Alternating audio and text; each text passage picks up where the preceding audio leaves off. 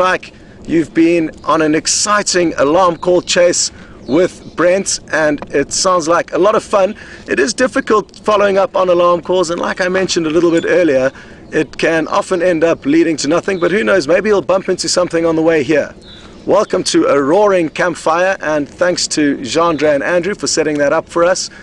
This is Stefan, and good to have you back at the campfire. Thank you very much. Yeah. Hello everybody, welcome. I feel very welcome for being over here, back again in front of the fire. I mean, I must say it's awesome to be back, and I'm glad it's on a slightly more longer term than it was in April or May.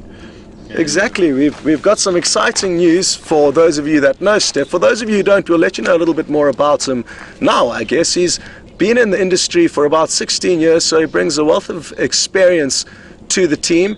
And he actually came in for the first time a few weeks or months ago now, as he's a specialist trails guide, which means he spends a lot of time on foot, walking dangerous game, walking through areas like this. And he was brought in to bring an additional supplement to the show, a walking safari live on foot. And we did do a few broadcasts with Steph leading the walk, and I was actually on camera. It was so much fun. And we look forward to doing it more in the future, and that's why he's back, well, at least one reason why he's back. Thank you. I'm also looking forward to it. I mean, it must be honest with you, it's lovely walking through. I mean, the contrast between April, May to now, it's mad. The bush is just so much thinner and sparse. I mean, where we were walking in the grass is now just walking on sand.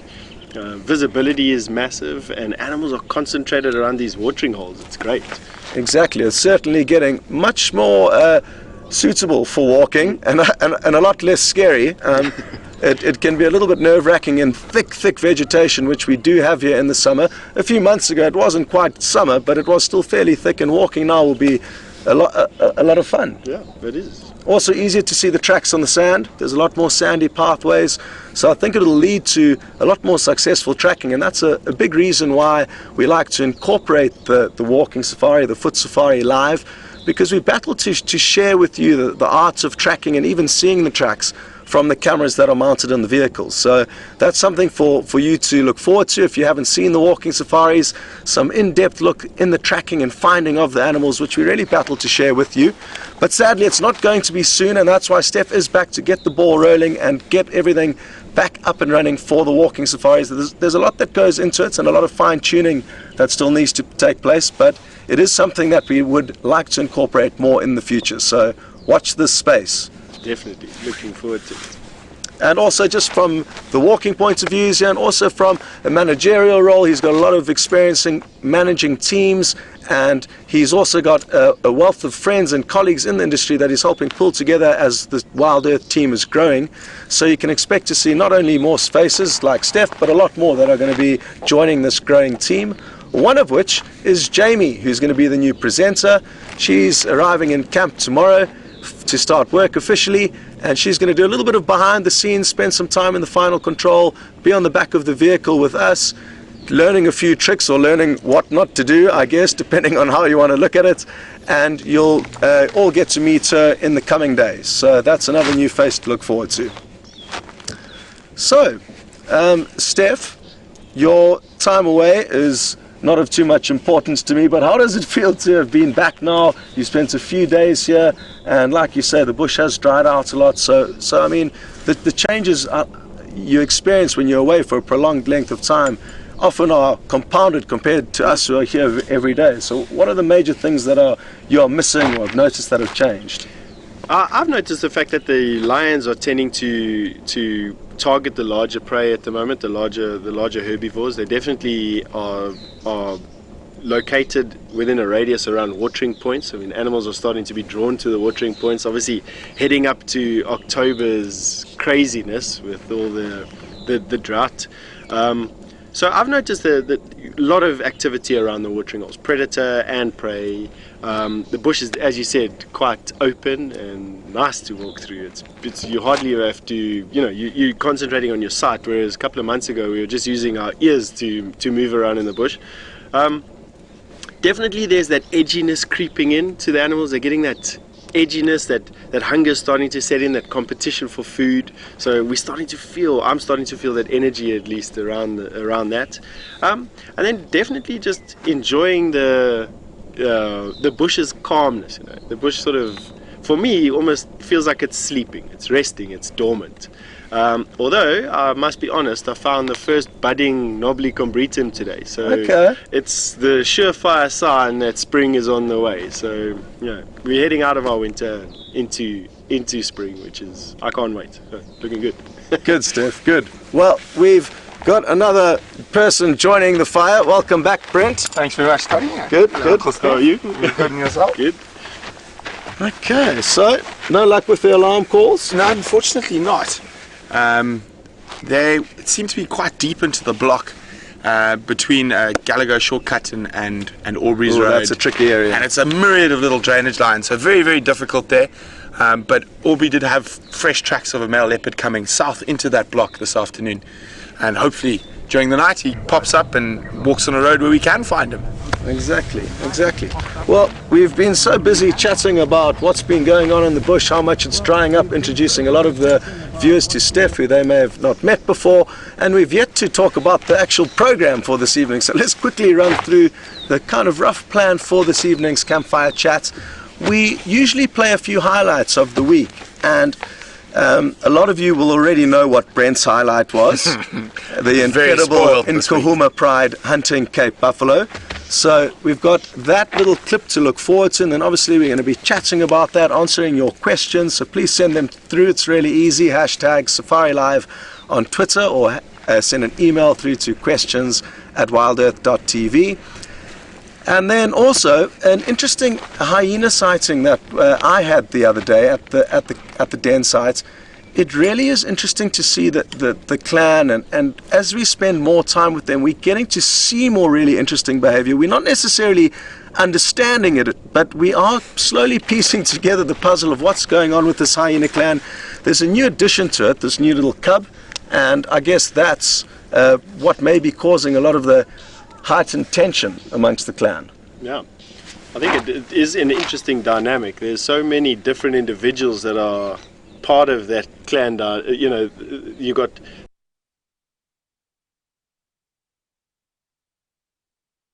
the cubs, we don't know whose they are, and females are coming in and out. You've got these interactions between adults, you've got little cubs that are having interactions with one another. It is quite tough to see what's going on over there, I must be honest. But what's your thoughts?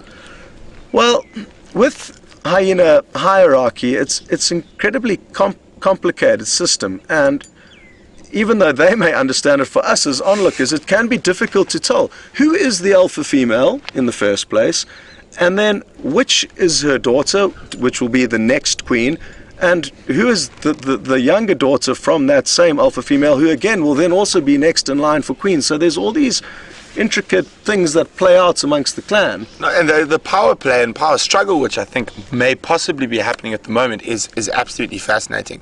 And Scotty was really, really lucky to be able to be there during one of those fascinating sightings where you don't actually know exactly what's going on, and a lot of what we're doing is we're trying to figure out what's going on. And we've always got to remember, we read the books, the animals don't. They don't have to do what the book says they should. Exactly. Which makes it complicated.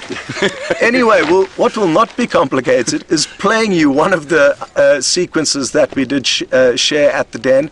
So some of you would have seen it, and enjoy for those of you who haven't. The audio is incredible, and so is the interaction.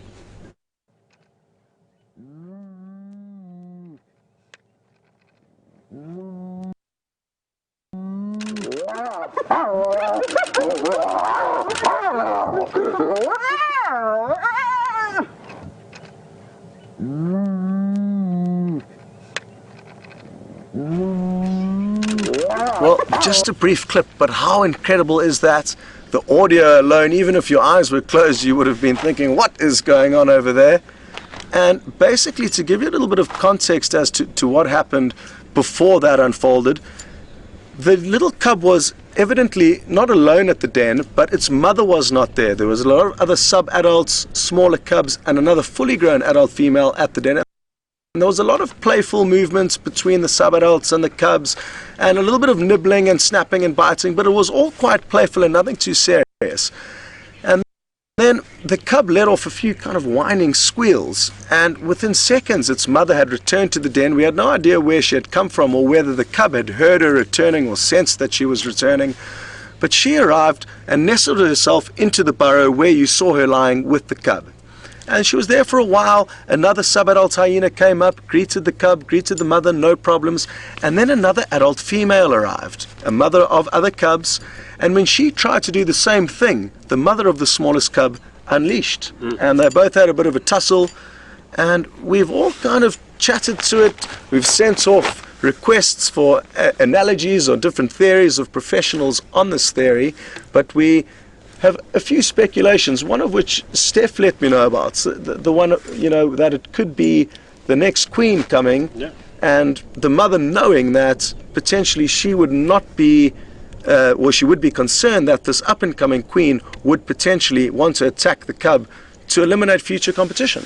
Yeah, I thought that was quite an interesting story, and it was one of our colleagues in the industry who's been in it for about 20 odd years, and he, without even seeing the footage, he suggested that because there's a hierarchy and that hierarchy is hereditary, that the future and upper-coming queen was just getting rid of the youngest competition for her.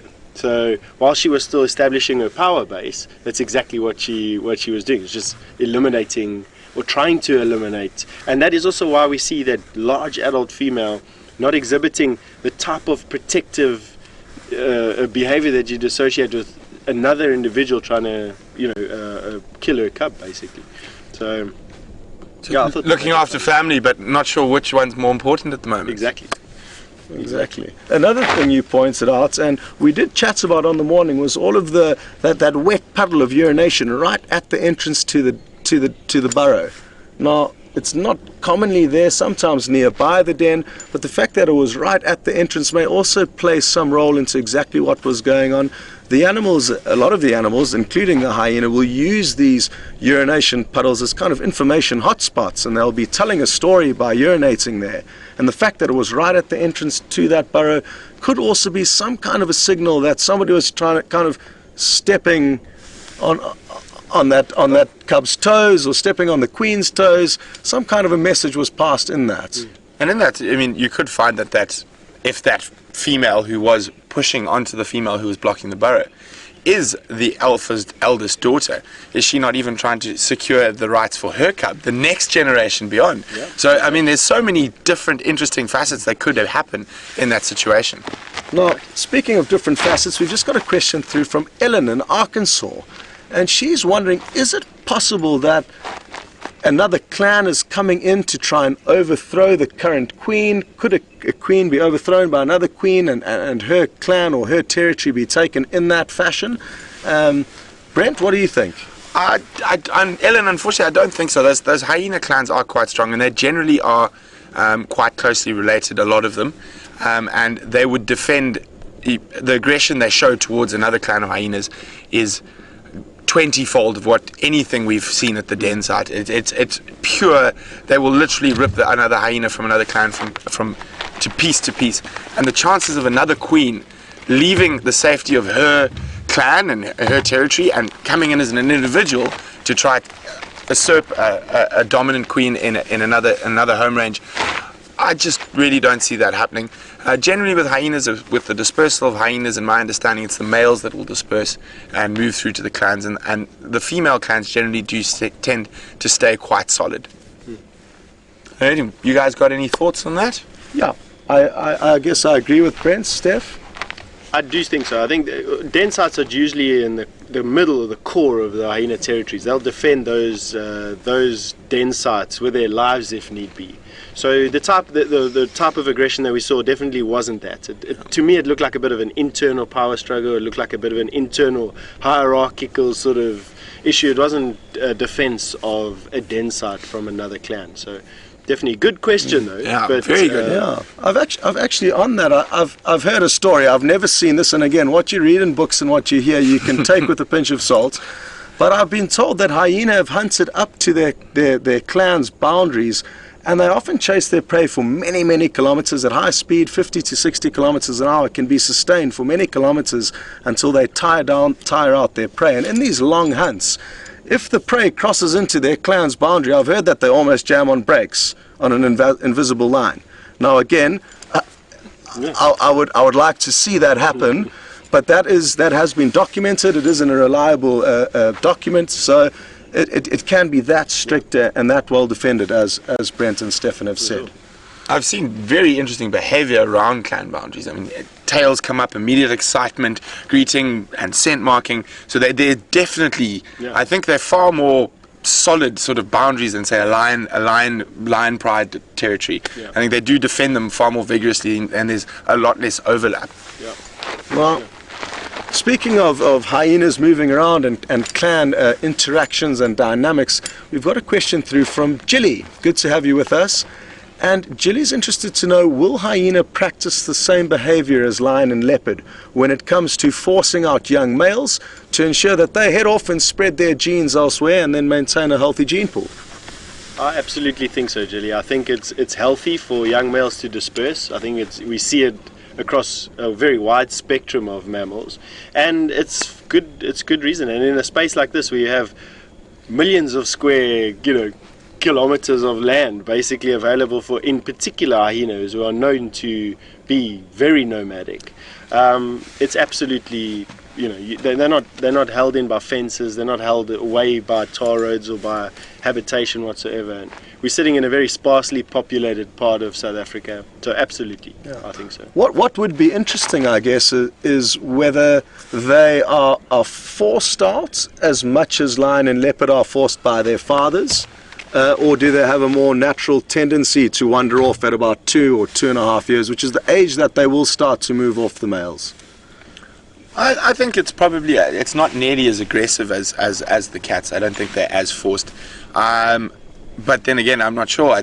It is a very, very interesting thing. I would say that it's more of a natural migration, like you would find with wild dogs as well. It's a far more natural migration away from the natal area, where there's lion and leopard is a very forced migration, and they're chased. But definitely, I do think there would be some pressure from other clan members. Maybe we just haven't seen it, and maybe it's a lot more subtle than in the cats. So it definitely could be there, but it does seem to me to be a bit more subtle of a migration. Yeah, well, I guess one thing that we all need to remember is that even though we spend 6 hours a day out here, it's usually not with any given animal, one animal, and that's only a quarter of the day. So we're missing a lot of what goes on, and therefore our puzzle has a few holes in it. Exactly. Well, I think it's been wonderful chatting about the hyena, and as you could tell, we could probably chat about this and different theories the whole night, but sadly we don't have that much time, so it's time to now move on to, I don't think it's the highlights of the week. It could possibly be, in certain categories, one of the highlights of the year.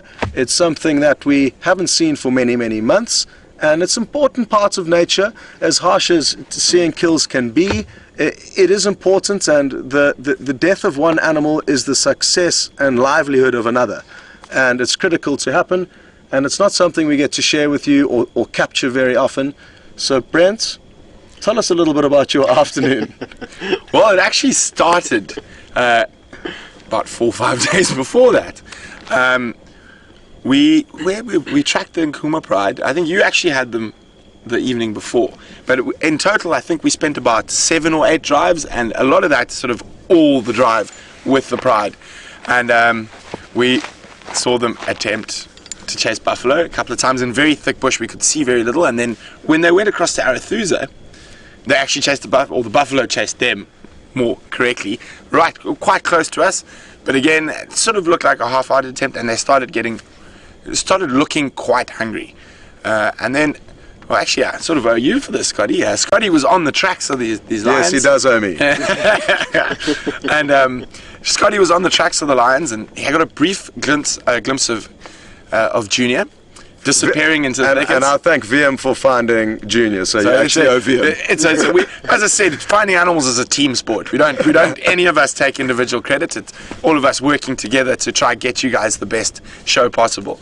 But so then we went through there, and I told I said, I'm going to go there for a little bit, where we left them sleeping, and then I'll stay there for half an hour. They're going to be flat cats, and then I'll meander on and look for something else.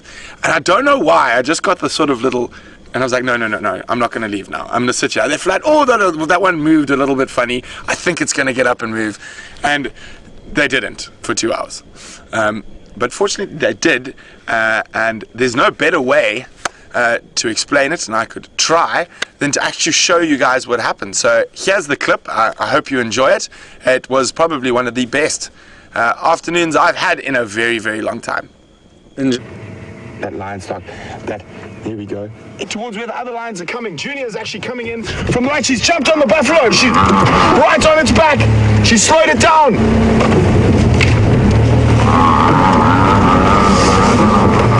And Junior's there, right in front of them there. Hold on, go.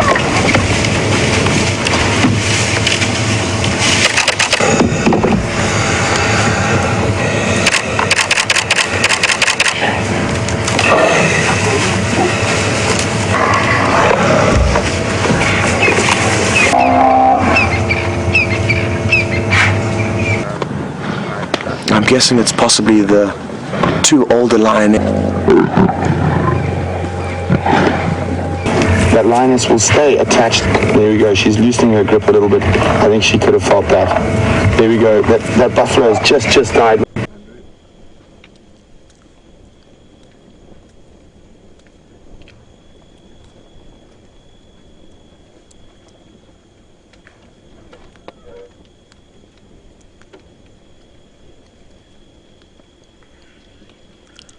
Welcome back, everyone. And we temporarily lost comms there, and we were both sitting there not really knowing what to do. But I am sure you all enjoyed seeing that incredible footage. And I guess well done to Andrew for the camera work. Very well done, Andrew. And like we were saying, it can be a little bit harsh to see, but it's important to remember that it takes a lot of attempts for lion to get lucky, and it can be very difficult for them to succeed.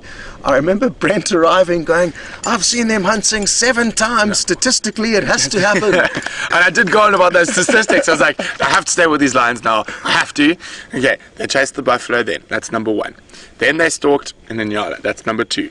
Then a grey duiker, number 3. Then they chased another buffalo, number 4.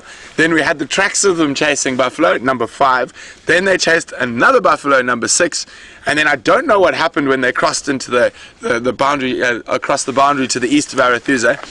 And we don't know what happened before on that sunrise fire, because when Scott found the tracks, they were just walking. They weren't really chasing anything. So, and on the research I'd found for this area, it's 12 to 17% of lion hunts are successful. So 1.2 to 1.7 times out of 10 they catch something. So I knew I was getting into the sort of correct odds. If I was a gambling man, it had to happen in the next few drives. So, but fortunately we sort of waited it out, and we were incredibly lucky to see that. It's not very often that we get to see a kill like that. And they did it out in a very open area, and quite often those in this area happen in real big thickets.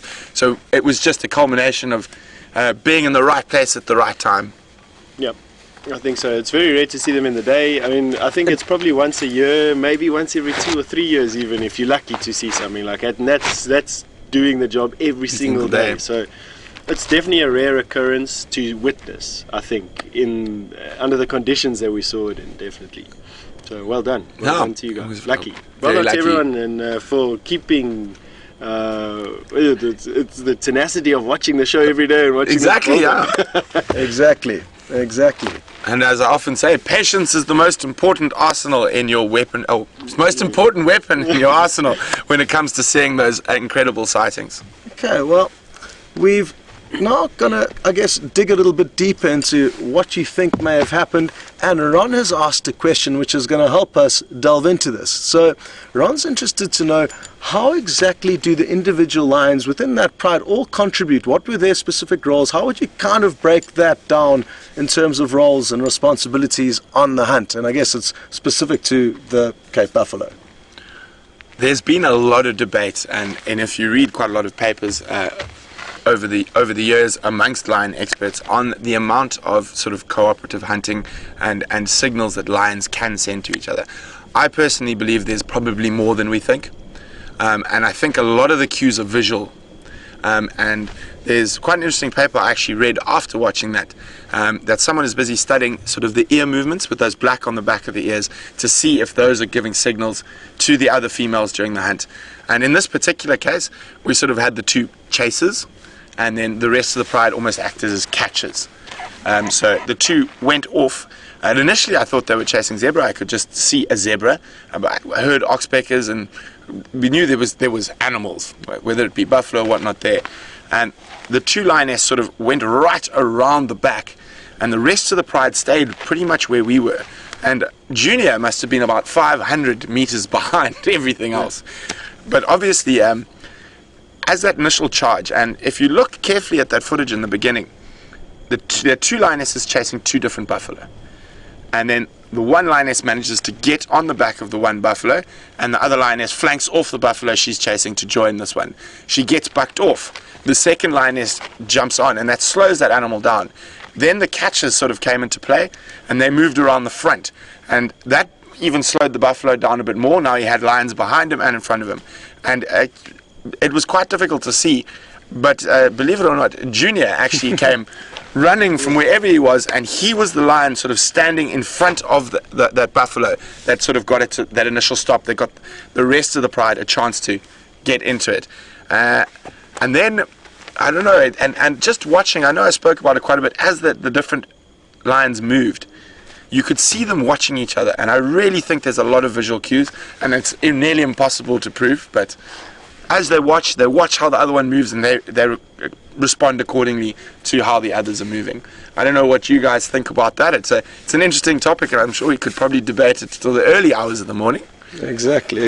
But at least Junior did finally pull his weight and show us that he does contribute to that pride. Now, we've got a question through from Kim. Good to have you with us. And she's interested, Steph, to know, what do you think, what other animals can we expect to feed on this carcass? How many animals could be fed by one buffalo? And it's a great question, Kim, because it hasn't finished now that the lions have left. Hi, Kim. It is actually a good question, and it goes on for many years. It's not just something that we're going to be seeing over the next couple of days and then we don't see it anymore. So we can expect, the vultures pretty much finished everything from what I saw today. Completely. Pick the bones Meat-wise. Then we've got jackal and hyena that move in, but we also have even some small rodents will actually come and feed off of carcasses. You have the keratin beetles, horn moths that go and look after the fur and the leftover bits and pieces of horn. You've got other beetles, scarabs that will move into the brain case and eat the inside, of all the sinus cavities and the sinews and the tendons. You have porcupines that will come in over the next couple of months and sort of break the carcass open and carry bits and pieces away. I've even seen hyenas approach old carcasses and dismember them to take them as toys, chewing bits and pieces. I've even seen elephant carry bits and pieces away. And as this carcass sort of will spread over that area, amazing amount of animals will partake in it. Tortoises will chew on the bones for mineral deficiencies, shrews. I've even seen millipedes actually on old bones. I don't know what they were doing there, but I gather it's something a minerals collection. So absolutely, over the next couple of weeks and months, even years, we're going to see activity around those bones, and it's just wonderful how Mother Nature sort of takes care of it. Doesn't poison the area with too much bacteria, spreads the carcass around, and yeah, good question. I should have warned you guys. I should have washed my hands before I shook your hands. I was playing in that carcass today on drive. Brent had a sheltered childhood, so now he plays with buffalo carcasses. Anyway, folks, it's been a wonderful, wonderful evening with all of you, and it always seems like it's too short, but we've got time constraints, and we do need to start thinking about the sunrise safari and what we're going to be doing all with you then. But thank you so much for joining us, not only at the campfire, but also on safari this afternoon. Sorry for the tech issues that we're having along the way, but that's part of a live safari adventure, so don't let it get you down. And Brent, well done for being in the right place at the right time. Thanks very much, and thanks to everyone who helped me be in the right place at the right time, and thanks to everyone who stuck it out on the back of the vehicle with us to get to that point, that kill. Yeah. A lot of you waited a long time to see that, I guess, and a lot of you may have been surprised, but like we say, it is nature. Steph, it is so good to have you back as well. Thank you very much. And another reminder, expect to see a new face, Jamie, who will be joining the team officially. Some of you may have met her on her interview drives. She's going to be one of our new presenters, and she's going to bring a lot to the table, so you should all look forward to meeting her. But from us at the Campfire, thanks to everyone in Final Control and to the cameraman for setting this all up. Have a good evening. We'll see you next time. Cheers.